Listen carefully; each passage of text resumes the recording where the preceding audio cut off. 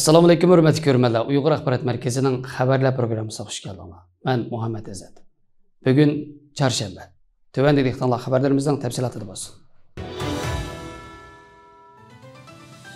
Xitoy xabar to'rining 3-ayning 13-cü günlük xabarda bildirilishicha, Xitoy Tashqi ishlar ministrligining bayonotchisi Wang Wenbin 13 mart qarorlik muxbirlarni kutib olish yig'inida bir muxbirning Amerika Tashqi ishlar ministri Blinkenning Ramazonlik tabrik so'zida muqaddas Ramazon oyining boshlanishiga agishib, "Men dunyodagi 1 milliard 800 milliondan ortiq musulmonning Ramazon oyini tabriklayman."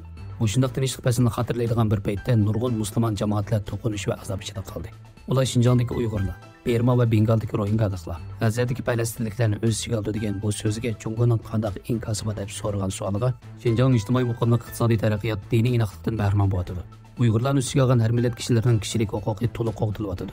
Şinjangda to'qinish yo'q, ammo G'azada to'qinish bor. Şinjangdagi musulmonlar ocharchilik, qo'g'lab chiqarilish va o'ldirilishning azobini tortmadi. Ammo G'azadagi millionlagan musulmon ocharchilik, qo'g'lab chiqarish va o'ldirilishning azobini tortyotdi. Amerika kishilik huquq masalasida qo'sh o'lchamlik o'yinni to'xtatib, G'azadagi insonparvarlik masalasida siyosat o'ynashni to'xtatishi va Birlashgan Davlatlar Tashkiloti bexatarlik kelishining urush to'xtatish va G'azadagi urushni oxirlashtirish tirishchanligiga to'sqinlik qilishni to'xtatishga. Amerikaning qilishga tegishli ishi yolg'on va qo'riq Ramazon bayonoti emas, balki G'azadagi musulmonlarning hayotini qutqizish uchun konkret harakat qilish kerak deb bildirilgan. Xitoy Davlat To'rining 3-ayning 13-cü günlük xabarda ko'rsatilishicha, 3-ayning 11-cü günü Xitoy Qurilish bankasi atalmış Şinjan şubesi Sharq Turkistonning Urumchi rayonida bir Turkiya bankasining chegara qilgan Xitoy xalq puli hisobotini ochgan. Bu Urumchi erkin savdo rayonida chet el pul muomala o'rganishgan tunji chegara qilgan Xitoy xalq pulari hisoboti bu hisoblanadi ekan. Xitoy Qurilish bankasi xalqaro ishlar maslahatchisining deyishicha, bu hisobotning ochilishi chegara qilgan xalq puli raschot savdosining unumi va qulaylikligini texmo o'stirdi ekan. Yana Xitoy bilan Turkiyadagi tashqi savdo shirkatlarining raschot qilish yo'li texmo kam ekan.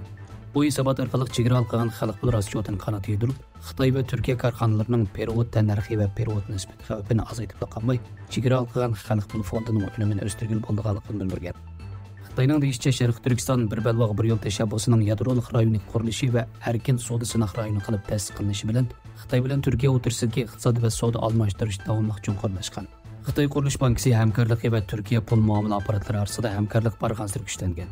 Chet eldagi pul muomala organlarining chegara qilgan Xitoy xalq pulining hozirgi hisobotini aytishi, Xitoy Turkiya savdo hamkorligini ilgari surish, Xitoy xalq pulining raschot qilish, unumini yuqori ko'tarish va xalq pulining xalqaralashishini ilgari surishda intayin muhim ahamiyatga ega ekan.